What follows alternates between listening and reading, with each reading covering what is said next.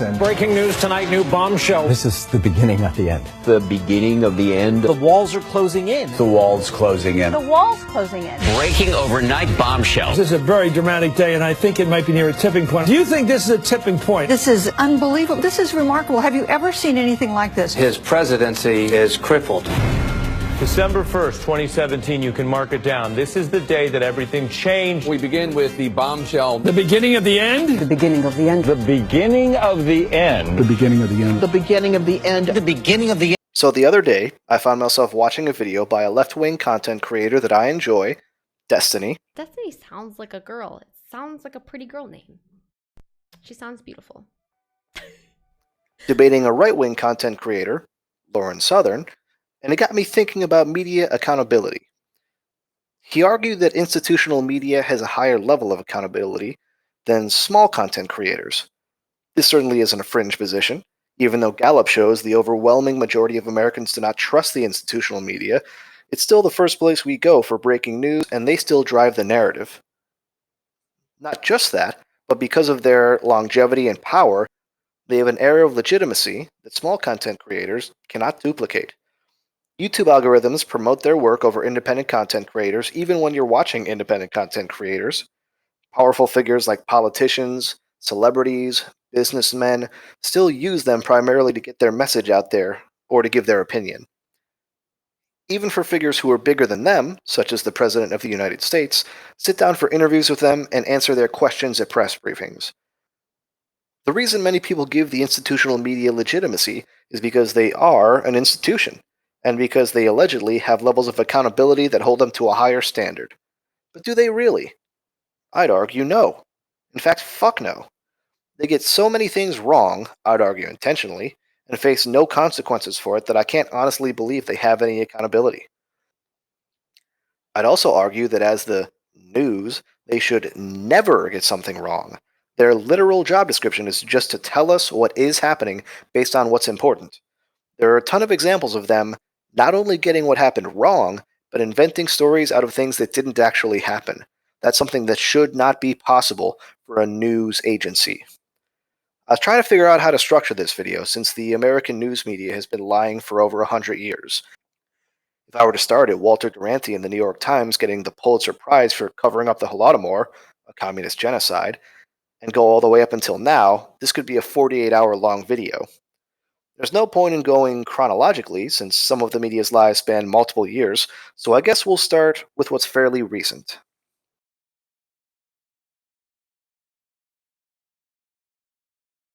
Over the last 4 years, the biggest story the media completely made up had to be Russiagate.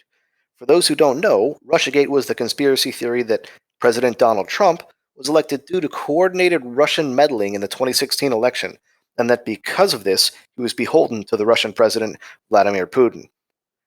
For the first few years of the Trump presidency, any contact or foreign policy decisions he made were portrayed as being beneficial to Russia. Trump wants to get out of Middle Eastern wars. He's doing Putin's bidding. Trump wants to break bread with North Korea, exactly as Putin wanted. The hysteria around Russia and the Russophobia that followed reached a fever pitch right as the Mueller report was set to come out, exposing President Trump's collusion with the Kremlin. Except, something else happened. As you will see, the special counsel's report states that his, quote, investigation did not establish that members of the Trump campaign conspired or coordinated with the Russian government in its election interference activities. Whoa, wait a minute. Say that again? But the special counsel found no evidence that any American, including anyone associated with the Trump campaign, conspired or coordinated with the Russian government or the IRA in this illegal scheme. Indeed, as the report states, quote, the investigation did not identify evidence that any U.S. person knowingly or intentionally coordinated with the IRA's interference operation, unquote. Russiagate fell apart. All the walls were closing in videos were a crock of shit. Amazingly, the Russiagate story still didn't end after the Mueller report was released. We got the Russian bounty story, as well as several institutional media outlets still pleading with people to believe in Russiagate. Matt Taibbi over at Substack has a great list of a lot of the Russiagate falsehoods that the media reported. Some of those include the Russian bounty story, CrowdStrike confirming that the DNC hack was done by the Russian military, and that Russia hacked an energy company in Vermont. The reporters who spread the conspiracy theory about Russiagate have, to this day, received no punishment for it. They all still work at the same newspapers and stations. None of them faced any legal punishment. There are no news stories of any of them facing any reprimands other than retracting false articles. One of the most damning practices of the media today is to take the people who propagate their favorite narratives completely at their word without any evidence. It's one of the reasons Russiagate turned from a fringe conspiracy theory of Clinton fanboys into a 4-year national media embarrassment. And Russiagate did really get out of control. They propped up crazies like Kurt Eichenwald to Rachel Maddow to try and expand on the never-ending rabbit hole. Never can I remember a time where they so blindly believed something just because they wanted to, like when Christine Blasey Ford falsely accused Brett Kavanaugh of sexual assault. On June 27, 2018, Supreme Court Justice Anthony Kennedy announced he would be retiring from the Supreme Court at the end of July. It was an opportunity for Donald Trump to seat a second Supreme Court member in his first term. In Obama's 8 years in office, he was only able to get 2 far-left extremists on the Supreme Court, yet in Trump's first term, he would be almost guaranteed 2 nominations of his own. There was very little chance to stop Trump at succeeding, especially when he had selected a moderate and experienced nominee, Brett Kavanaugh. You see, a Supreme Court nominee is made by the president, then the Senate votes on whether or not to approve of that nominee after a political charade of asking important questions that the Supreme Court nominees will usually refuse to answer. Supreme Court nominees have kinda played it close to the chest ever since the media helped bork another nominee back in the day. That guy's name kind of escapes me at the time, but I'm sure someone will mention it in the comments. Anyways, the only chance the media and Democrats had to stop Trump from appointing another Supreme Court justice was to win the Senate in the upcoming Senate elections, then somehow delay the nomination until January, where they would be sworn in, a full 6 months later. Kavanaugh went through his questioning mainly without any issue until the day after his questioning had been completed. Someone leaked to the media that a random woman 5,000 miles away was accusing Brett Kavanaugh of sexual assault some 30-odd years ago. Obviously, it was a lie, and the media knew this, so they largely ignored the story. Just kidding! They jumped on this story and blasted it through the media everywhere. The best part is, since Kavanaugh was white, he couldn't accuse them of committing a digital lynching like the last guy they did this to did. Wait a minute, no, that's not the best part. The best part is that the false accuser, Christine Blasey Ford, couldn't name the time, place, or date that it actually happened, so Kavanaugh had no way to disprove the allegations. Christine Blasey Ford named a few witnesses who could testify before the Senate that they were at the alleged party where this took place, but all the witnesses denied it. Of course, the media wasn't going to let a little thing like no evidence get in their way of a good smear job. Journalists all over the U.S. sent out the bat signal for anyone who would claim that Kavanaugh sexually assaulted them. They got one woman who, without any evidence or witnesses, at a crowded party, mind you, claimed that he sexually assaulted her. But their coup de grace was the Michael Avenatti client, Julie Swetnick. She claimed that Kavanaugh, among others, gang raped her at a party. She even signed a sworn affidavit to prove it. They gave Julie Swetnick a primetime interview to plead with the American people to hear her story, and believe me when I tell you, her story was fucking hilarious. Julie, interviewed by NBC News' Kate Snow, claimed that Kavanaugh was the leader of a high school gang rape gang, just like all of us were as kids. NBC News admitted, at the very start of this segment, that they could not find any witnesses and that her claims were wildly different from what she initially alleged. But fuck it, they decided to air her rape fantasy anyways. Julie Swetnick stated that she used to go to high school parties and hang out with the people who gang rape people, but continued to go to those parties with them anyways. This farce almost completely destroyed the media narrative. It was an embarrassment and destroyed the credibility of Michael Avenatti along with all of Kavanaugh's other false accusers. But the media had one final Hail Mary to try and destroy Brett Kavanaugh as the clock ran out. Christine Blasey Ford, the initial false accuser, was invited to come testify before the Senate. They dressed her like a ragged rape victim and coached her to speak in a voice that could only be defined as the dream come true for someone who's pedo-curious. She sounded like a little kid. Curiously, all of her social media was completely deleted right before the false accusation was made, and none of the witnesses she claimed were there were invited to testify. Weird, since all of her witnesses claimed that it didn't actually happen. One of the witnesses Blasey Ford claimed was there was even attacked by Ford after denying her claims as mentally unstable. So Ford got her uncontested smear out in the open and on the Senate floor against Kavanaugh, and the media thought they had a chance to stop him.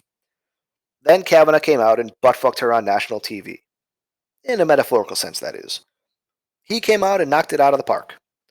A couple weeks later, he was on the Supreme Court, but I wanted to highlight how much of a farce this whole thing was from the start. His false accuser, Christine Blasey Ford, said it happened sometime around 30 years ago. She didn't know the exact year, after all.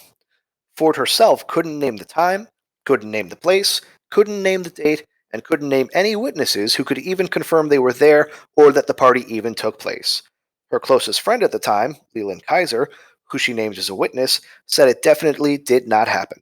She never mentioned it to anybody, including all of her closest friends and family, for 30 years until she needed to stop a Trump Supreme Court nomination, that was. Christine Blasey Ford was, of course, lionized by the media. I believe Dr. Blasey Ford because she's telling the truth. Who could definitively disprove a lie that has zero specifics? Blasey Ford ended up making hundreds of thousands of dollars in media appearances, grants, and crowdfunding for falsely accusing someone of sexual assault, while his family sat there and watched, no less. As for the journalists who pushed this lie, and the Julie Swetnick lie, did any of them face any repercussions? Did any of them get fired for pushing a false story that's so personally damaging to an innocent man? What do you think?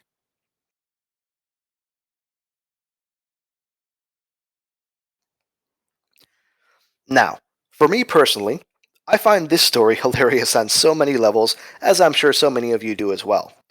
Of course, I'm talking about the Jussie Smollett hoax. On January 29th of 2019, just a few months after the false allegations against Kavanaugh were settling down, another shocking, horrible story popped up portraying Trump and his supporters as evil, racist homophobes. A gay black actor, Jussie Smollett, claimed to be attacked outside a Subway sandwich shop by Trump supporters for being a gay black actor. The details didn't emerge immediately, but when they did, oh boy, it had to be the most obvious hoax ever to anyone with a brain. Smollett claimed that a bunch of MAGA hat-wearing guys were standing outside Subway at 2 in the morning on the coldest night of the year in Chicago. Official weather forecasts said it was negative 11 degrees out. They called out to him saying, "Aren't you that Empire?" gay slur. And then said, "This is MAGA country," in downtown Chicago, before attacking him, attempting to wrap a noose around his neck and then pouring bleach on him. Now, to most of you, this might strike you as a little bit funny. Why would two guys who allegedly hate gays and hate blacks be such avid viewers of Empire to recognize who Jussie Smollett is? No one knew who he was before this except for people who watched the show. And why would they happen to randomly come upon Jussie Smollett with a rope and a bottle of bleach at 2 a.m. in the morning outside a random Subway in Chicago? I think for most sane people, the circumstances of this alleged hate crime were a little bit fishy. Not to the media, though. They reported on this story with the type of anger and disappointment in America that one could only expect from the most blowiest of blowhards. "This is Trump's America," claimed the journalists at the institutional media outlets. Not only that, but they spit venom at anyone who didn't believe the hoax. Now obviously, we all know how this ended up. It was a hoax. The media who breathlessly reported this obviously knew it was a hoax too when they reported it. But none of them faced any punishment for the venom that they spewed at Trump supporters over it. The funniest part about this story, though, was that the journalists didn't blame themselves for believing something so stupid. They blamed Trump and his supporters.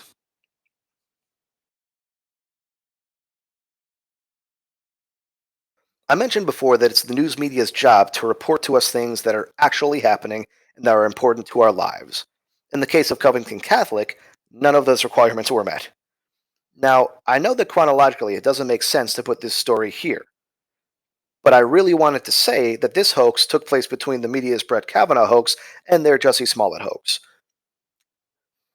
On January 19th of 2019, a bunch of kids from the small private school of Covington Catholic in Kentucky traveled to Washington, D.C. for the March for Life.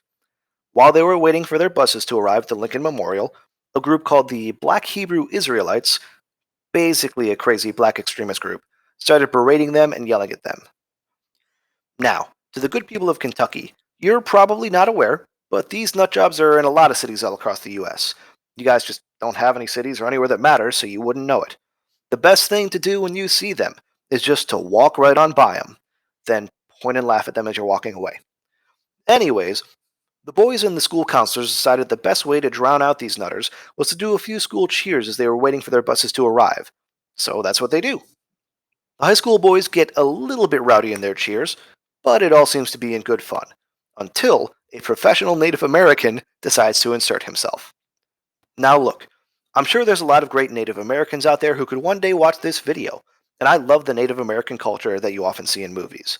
I think there's something honorable about living off the land, and when I see what's happened to Native Americans in the US, as portrayed by great movies like Wind River and To Hell or High Water, I do feel a little bit of sadness.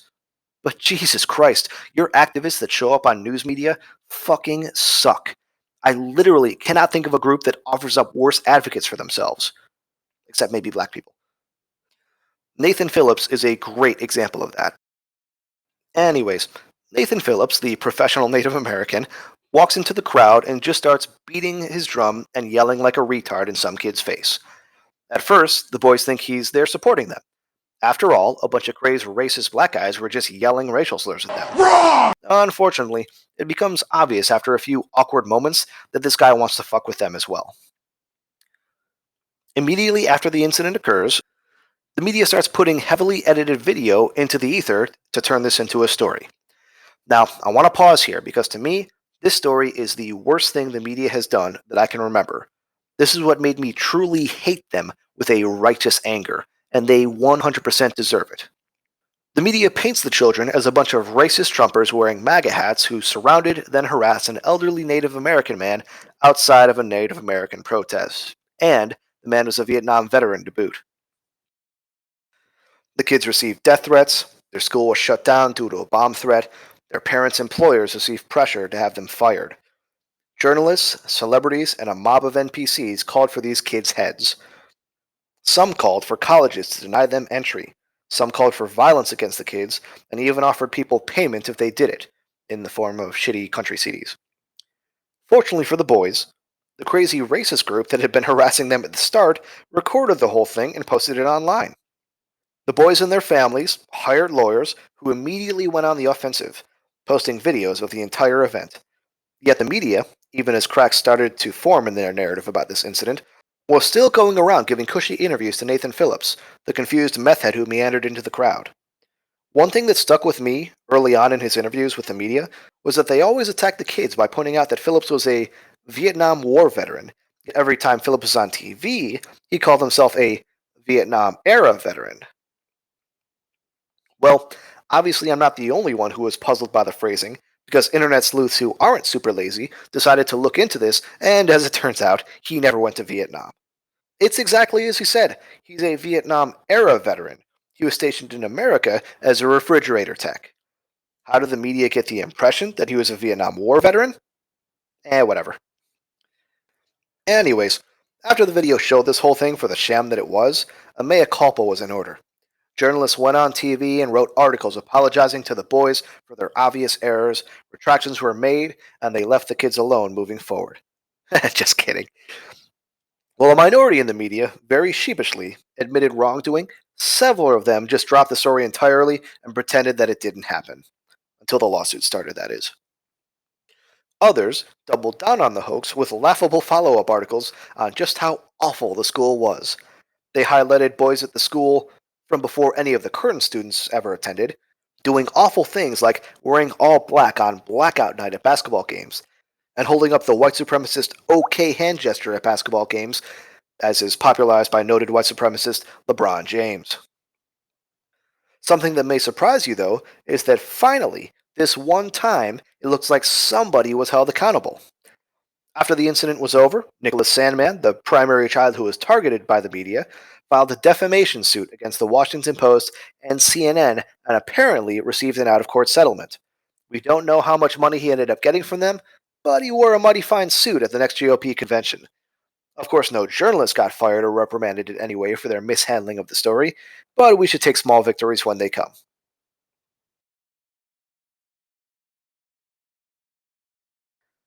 Up until now in this video, I've mainly focused on cases of media malpractice that target specific individuals or groups. Cases that cause serious damage to people's reputation and livelihoods that I believe were either intentional media misdeeds or extreme negligence. But what about the media causing destruction in all of our lives? What about the pandemic? At the beginning of the pandemic, there was justifiably a lot of confusion. We don't really know what the disease that shall not be named did, how it spread, or how dangerous it actually was. And if you watch institutional media outlets today, you still don't know any of those things. What's the reason behind this? Because within a couple of months of the disease that shall not be named coming to the US, the media treated it not as something we had to overcome, but as something they had to use for their political ends. It all started right around the beginning of the BLM riots. You see, for the last few weeks, the media had spent their time criticizing and calling lockdown protesters selfish grandma killers. In a matter of a few weeks, however, the media went from demonizing protesters and calling them protests superspreader events to lionizing protests and laughably claiming racism is worse than the virus. All because a dude overdosed on fentanyl while in police custody. That's right. They claim that the, in almost all cases justified, shooting of a certain segment of criminals by police officers each year was worse than the virus that killed 400,000 Americans in 2020. For comparison's sake, about 20 of this segment of the population per year are unarmed when they're shot by police officers, still mostly justified in all those cases. So up to 20 deaths per year, worse than 400,000 deaths per year, because trust the science. The media, for some reason, failed to point out that the BLM protests were immediately followed by a major surge in fatalities for the disease that shall not be named. But who could blame them for missing that? It's not like they kept a daily pandemic mortalities counter on their programs or something. Aside from the blatant hypocrisy on protests during the pandemic era, they also got real censorious about anything they disagreed with. As most of you probably know, YouTube, cheered on by the media, now censors any content that calls into question the experimental therapeutics that they are trying to forcibly penetrate us with. But this isn't the first bit of information about the pandemic that should not be named. The media actively work to censor or call a conspiracy theory. In fact, the origins of the pandemic that shall not be named were a major topic of discussion right up until the point that the bad orange man gave his take that it leaked from a lab in China. I mean, there was a lab in the city where the pandemic began with a poor safety record that studied the very type of virus that the pandemic was caused by, so it only makes sense that this is a possibility. And, as President of the United States, Donald Trump did have an intelligence apparatus around him that would cause him to know better than most, so obviously the media took it as a good possibility, right? Wrong! The science couldn't be the cause of a global pandemic. It would hurt their narrative. Plus, telling people to trust the science wouldn't have the same elitist ring to it. Media members cajoled social media companies like Facebook and Twitter to censor any talk of the lab leak theory and invited experts on to call the people who believed it a bunch of crazy conspiracy kooks and explain how the science showed there was no way it could be a lab leak. YouTube videos that calmly explained and broke down the disease that shall not be named would receive little notices under their videos saying what the real explanation for this disease that shall not be named was. It took a little-known Jewish comedian going on the Stephen Colbert show to mention how ridiculous the censorship of the lab leak theory really is. A few months later, with all the evidence slowly trickling out, as well as a few retractions from science journals, it's basically understood that yes, the entirety of the media got this completely wrong. Of course, by this point in the video, we wouldn't expect anybody to be fired or reprimanded for that, would we? If you look at the way things have progressed since then, it's almost a wonder to think we ever had free speech on social media platforms at all. And it seems like institutional media organizations push for censorship more than any other group in the world. It's also a wonder to think we ever trusted journalists to be consistent. These days, they basically switch back and forth between super spreader event and sophisticated crowd weeks or even days apart, depending on who's attending. They've gotten so brazen in their censorship that they now just tell people, don't do your own research. That's dangerous. There's a whole, the CDC is like this whole governmental body with scientists and shit that just tell us what to do. You don't have to think about it, dude. Now, I want to point something out to everyone. There is nothing Anthony Fauci knows that you yourself cannot also learn. Experts aren't a member of some priestly class touched by a sky fairy. You don't need a degree or a title to learn how science works. So regardless of what the idiots at CNN say, do your own research about anything that's important to you, unless you trust the used car salesman is giving you a fair price. I wanted to save the disease that shall not be named for last, just to point out the blaring double standards for pandemic coverage when it comes to the institutional media versus independent content creators. This is a video about media accountability after all, and I thought we would compare how independent content creators are held accountable versus the institutional media. As I stated before, it seems like no journalists or institutional media outlets get held accountable for any of their lies, mistakes, or propaganda. What about the little guys like us? Well, since the start of the Trump presidency, several independent content creators have been banned, demonetized, shadow banned, given strikes, or deplatformed from social media for reporting misinformation or any other bullshit reasons made up on the fly. Some of these people include Project Veritas, Alex Jones, Peak Prosperity, Steven Crowder, Atheism is Unstoppable, Senator Rand Paul, Alex Berenson, and even the President of the United States, Donald Trump himself, along with many more, too numerous to even name in this video. But wait! I just made an entire video about misinformation that has been spread by the institutional media. Did any of them get any sort of punishment from social media at least? No! God! Have any of the journalists pushing Russiagate or the Covington Catholic hoax been suspended by Twitter? No! No! Have any of the news organizations that falsely reported, as Prophet Fauci himself did, that we shouldn't be wearing masks been taken off YouTube? No! And those videos are still up on YouTube. Has Twitter posted any of their misinformation tabs on any institutional media stories that have definitively been proven wrong? No! What kind of fucked up shit is this? You mean to tell me that I, a guy who just started a YouTube page a few days ago, has to live up to higher standards than the institutional media that claims the moral high ground and says they should be trusted? Crap! I can't even question being forcibly penetrated by experimental therapeutics without having to worry about my channel being deleted. When it comes to questions about institutional media accountability, just know this: there is none. They can put out whatever bullshit they want and they will face zero repercussions. As public figures, they don't even face repercussions for doing incredibly fucked up shit in their private lives. Fredo Cuomo and Don Lemon are basically running a frat house with the amount of sexual deviance they have hosting shows over at CNN. The only thing I would say is don't believe anything they say. They know they can make up whatever bullshit they want and face no punishment. There's no incentive for them to be honest. I get it. You think, as most people do, being good is incentive enough to be honest. But we aren't talking about good people, so that incentive doesn't matter to them. Does this look like a good person to you?